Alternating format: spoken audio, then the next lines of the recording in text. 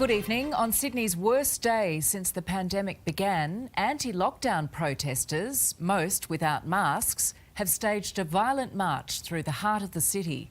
A disgusted police minister says he has no doubt someone in the 3,500 strong crowd would be infected with the virus, and he's demanding every one of them get tested. It was called a freedom rally. But it rapidly erupted into a day of anger and arrests. The protesters started gathering at Victoria Park near Sydney University, police on foot and on horseback trying to corral the crowd, numbers growing by the minute into the thousands. Former footballer and boxer Anthony Mundine, spotted without a mask at a hardware store this week, was barefaced again with his personal message. Where's your mask today? I'm exempt. Do you believe in the public health orders, Anthony? No. Suddenly, the aim of containing the crowd turned into direct action. No! Freedom for some, but it was a nightmare unfolding in front of those trying to contain Sydney's COVID crisis. Police are trying to stop these crowds from marching into the city. What we have here is a standoff. We have thousands of people defying the orders and continuing to walk, and they'll be met by mounted police. Blocking traffic, the crowd pushed on down Broadway. Health authorities, police and the government were the target, but the fury had no boundaries. Tell the truth! Tell the truth! Officers by now had little choice but to at least try to contain and direct the flow of protesters.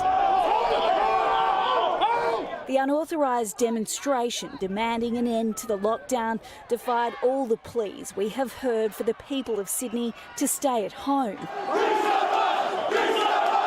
Those left jobless say it was an act of desperation. They need to pay bills. $600 a week does not cut the mustard. At Town Hall, finally a pause as another put his case for the rally. Gladys, you have failed this city!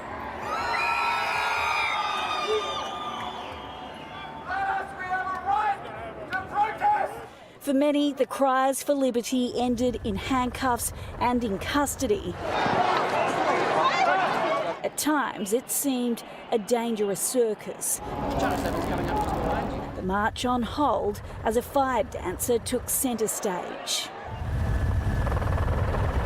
He was arrested.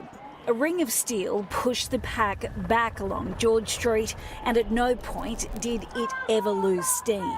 This officer splashed with ink in an outburst of rage. You serve us! You serve us! You serve us! The Minister for the Men and Women in Blue unleashing on the unruly behaviour. You didn't see 50,000 bricklayers or plumbers go on protest today. It was just a whole lot of half-wits who don't understand how health orders are going to get us out of this quickly. I'm hoping that we issue 3,500 infringement notices. I'm hoping that we have people before the court, and I really hope we can get some charges and convictions out of today's work by the New South Wales Police. What we saw today were 3,500 very selfish bullheads. People that thought that the law didn't apply to them. There is no doubt in my mind that at least one individual there today had COVID. I'm appealing to all 3,500 people to go and get tested tomorrow, if not for themselves, for their sake of their families and their friends. Tonight, Sydney is a city divided. A mass freedom rally on the same day as our biggest COVID tally. Tiffany Genders, 9 News. Well, police are tonight trawling through hours of footage from that rally, vowing to identify and charge as many people as possible.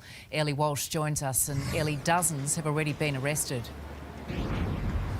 Georgie, 57 people have been charged, and the irony is many of them are tonight locked up after these anti-lockdown rallies. It comes after police were assaulted for simply doing their jobs. Officers acting on public health orders have issued 90 infringement notices, many to protesters for not wearing masks and for travelling outside their LGA. But it doesn't end there, Georgie. Police have now set up a task force to identify the 3,500 people who today rebelled against the restrictions.